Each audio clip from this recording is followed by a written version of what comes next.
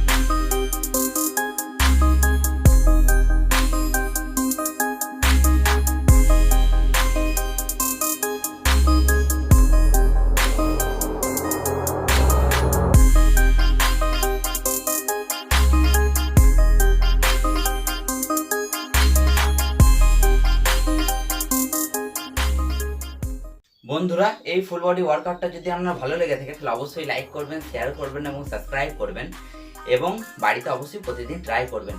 লাস্টে আমার body condition দেখে নিন। এটা হচ্ছে লাস্ট আমার বডি কন্ডিশন।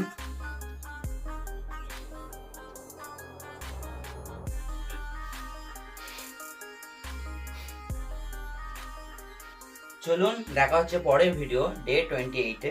ধন্যবাদ।